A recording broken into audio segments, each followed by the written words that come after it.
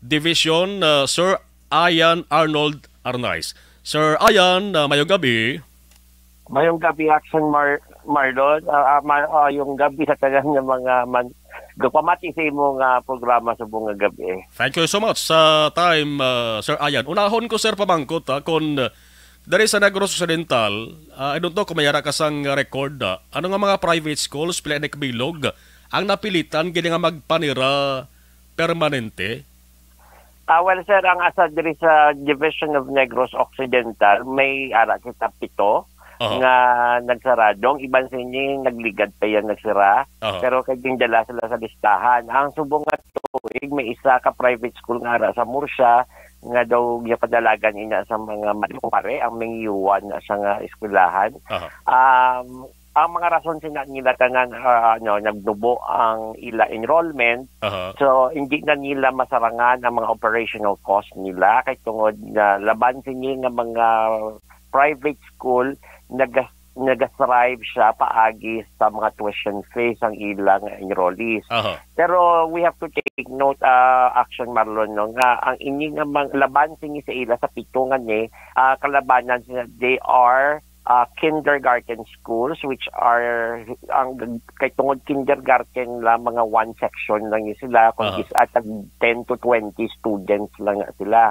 So kung nagtaon mo kung nga magnubo pagida hindi na nila masarangan, although some of these schools or ang mga private school nato may subsidy na from the government, pero the subsidy sometimes is not enough for the operational cost kasi hindi man nasuga kang tubig ang bayran ta may tao pa nga bayran. So that's why nga siguro it's more practical for them nga magsira either permanently or temporarily para lang maano nila yung ilang mga galastuhan. Na-mention mo una, Murcia, isa. Dito ko may ara kada kompleto ng listahan, Sir Ian. Sa Subuway ako talamdan, sa akong cellphone, ginagamit ko actually. Okay. Sige lang. Pwede mo lang siguro magkuhan ka ron, forward sa ako sa nga messenger parang at least post namon.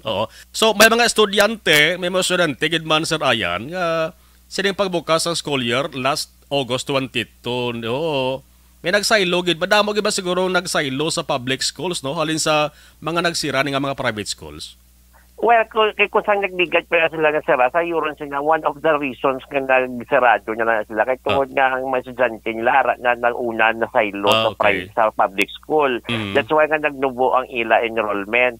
So, kung ang ibang siguro nga nakasaylo na sa public school, why na nagbalik na lang, kahit tungod nga base siguro last year na lang nila in secondary school or sila grade level. So, nag-stay na lang sila sa public school kahit nakita nila nga why sila balayaran sa public school o kung minimal lang gitang ilang galastuhon kung sa public sila. So, possible nga mo na mga rason sila nila. So, that's why nga hindi lang ang nakibot sila just like tabo dito sa Manila nga may nakibot lang ang gulpi lang ng grado. Araya kumbaga gin formal man sa mga eskwelahan nga ang pag-apply nila for closure. Kung mo nagsaylo, so madugang kadamuon sa mga estudyante. Inaihan, Sir Ian, makatugas ang problema ni sa mga public schools. Bagod ko, hindi malipod sa ato na ang isa sa mga isyu nga ginatingwaan pasubong nga maparesolbar sa gobyerno amo ang kakulang sang classroom sa mga eskwelahan. Di ayhan damo ni Sir Ian kapag ginutok? Well, kung lang tayo natin ang realidad sa subong, ang ato ng mga eskwelahan, subong kung ginapilit man sang iba nga mag 100% face-to-face na, nagalalabot 50-60 ang kada classroom. Na nakita naman sa media, maskin sa Manila, hindi man lang dire, nga nagatilindog, nagapungko na sa salog ang mga bataan, kay kulang din ang ato na classroom, kulang ang ato ng mga pungkuan. Kag much more, may shortage tungkol sa kadamuon na sang mga estudyante, may shortage man kita sa mga maestra naton. Ang iban, especially sa subong yung nga naga-transition, hindi nga naga-blended learning, pa naga-shifting sila sa schedule nila, may kakulangan gid kay tungod nga nagaka-overload ng atong teacher kay ginatunga ang schedule nila. So bali sa kaduwa sila magklase, may morning session, may afternoon session. Kung baga okay pa lang na subong siguro may tsinggihan pa ka mga misa tungod na transition period. Pero come November, maggutok sila sa sulod ng classroom. Mayaw-ayawan na ginangaton ng mga teachers man. Kagang masubo sinadda kay may ara kita nga na hindi man mas pero damo sa mga maestra nato na nakakita sa maayong oportunidad sa buwa sang pungsod. So sa sinilang madamo kita nga mga teachers na galakat pa kadto sa USA.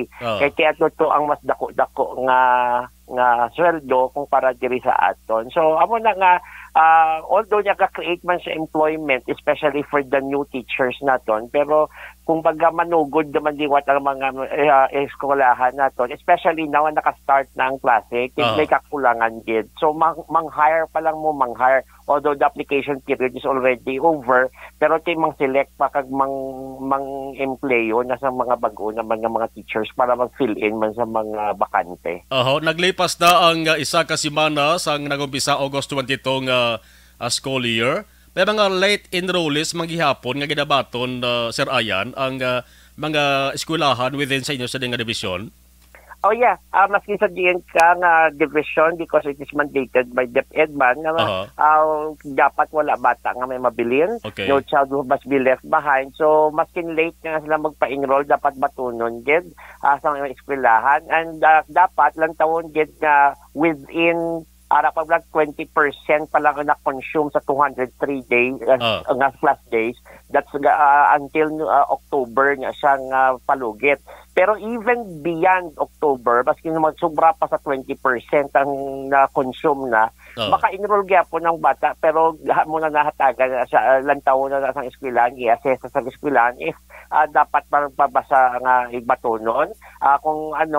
Kung pwede pa siya mabaton, hatagan siya sa mga remediation o kung mga intervention para makalagas siya sa wayad ng sudlan na quarter. Pero as of the moment, wala makita sa pinaka-final data gid sa enrollment, kaya tungod nagasugod na ang encoding sang kada advisor sa ilang learners information system, kag amo na ang pinaka-final gid nga number of enrollees grada da siya kwaon sa sina nga system. So mga public schools, pwede tiya mahambal nga ready sa gihapon sa pag-accept sa mga students ni na affected sang closure sa mga private schools. Oh yeah. Pwede gid.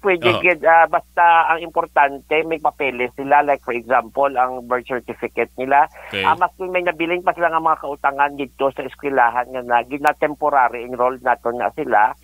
Kay ara na sa sistema kung may makita man nato sa system kung may utang pa sila sa nagligad nilang eskwelahan, temporary enrolled na sila, ma-officially enrolled na sila kung mabayaran na to nila ang account nila sa piyak na eskwelahan. Kaya gina-respetar naman ang mga private schools, no, as our partner sa DepEd. Amo na nga pwede sila maka-enroll gihapon. Okay. Kantuan ko, Sir Ayan, ang pagtuman sa ginatawag na health kag safety protocols sa mga eskwelahan. Ano so far ang feedback kanabaton mo? Okay man, way man tato sa problema? Ang aton subong patuman gid base sa DepEd Order 34, duha naman lang gid kabilog ang ginastriktuhan naton dapat. Face mask kag ang physical distancing. However, lately naghambal naman nga ang physical distancing is not really i-relax na lang gid na siya para maka-accommodar na 100%. So makita naton na sa subong sa Negros Occidental Division nga damo pati school yang nga naga-physical distancing gid. May mga pero for example may mga large schools kita galing nga katungod na gusto na nila mag 100% medyo wala na ta physical distancing. Pero kung lantawon taman magwa sa eskwelahan ng mga kabataan, makadto lang ka sa plaza, lantawon mo lang sa plaza sa mga banwa, nagkaka-tipon-tipon man na sila gadi, no ay man nga physical distancing. Maybe that is the reason also nga gina-relax na lang ng physical distancing kay either outside or inside the school amo matagihapon ang kakatabo. Yes, ang ginahulat sang kalabanan dari Sir Ayan ang nagtimbre man diri sa aton siling nila kabay pakuntani nga dulaon man ang requirements bla COVID-19 vaccination pareho sang pagdula sa college bla ang anunsyo sang CHED kahapon ay dito kon basikon laban-laban na man matabo sa inyo goro. Ang sa ano na COVID-19 vaccination bala nga requirement. Kaya ang sa CHED kahapon nag-announce mo sa college sa dulaon na. Balikan ta si Sir Ayan Arnold Arnaiz, ang COVID-19 vaccination so far daw why na gid man gina-istrikto niya kay mabulubod na naman sa ginikanan nga piliton ginang ina sa kabataan nga di magpaturok sa bakuna kontra COVID-19. Sir Ayan, ang COVID-19 vaccination siling ko ang CHED kahapon nag-anunsyo nga hindi na ni pag-obligahon ang mga college students kag mga nagatrabaho sa universities ang vaccination gani. Siling ko Sir Ayan, basi ko naman ni matabo sa uli sa inyong level bla. Well, actually, naghambal din ba niya si Secretary Vice President Sara Duterte nga ang vaccination, ang basta yung presidente nato, no? Ang vaccination niya, hindi man siya mandated. It must be voluntary. Pero it is encouraged among our students kay para may added protection sila. Kay hindi na relax na amat-amat ang mga health protocols naman din sa eskwelahan except for the face mask, no? Dati, kung baga, dulaon mo sa physical distancing, siguro naman dapat may isa ka man ka-protection nga para lang maprotektahan man kaugalingon mo such as the vaccination. Why ba sa ginamando? Why siya ginamando sa eskwelahan naton? Yes. Pero gina-encourage man sila gyapon na magpa-vaccine. That is why gina-welcome tama ng mga nagka-vaccine sa mga kadabanwa. Kung sila nagka-lisensya na sila nga ma-on-site sila sa eskwelahan, gina-welcome, gina-accommodate na sila. Para man nga, kung baga-aral nyo sa eskwelahan ng vaccination na hindi ka pa magpabakuna, basta may consent lang yung parents. Kasi may mga minors yun yung atong ginistoryahan. Yes. So, salamat kayo, Sir Ayan. Unless mayara ka sa dugang nga ipalabot nga mensahe sa ato sa mga eskwelahan dire sa ato sa mga estudyante, Sir Ayan. Go ahead. So far, why bagid kita sa iban pang updates. No? Mula na, salamat. Tama sa mga po sa chances ang inatag sa DepEd always and all the time. Good evening. Salamat, Sir Ayan. Mayong gabi. Action Firing Line. Amo nang sitwasyon no, sang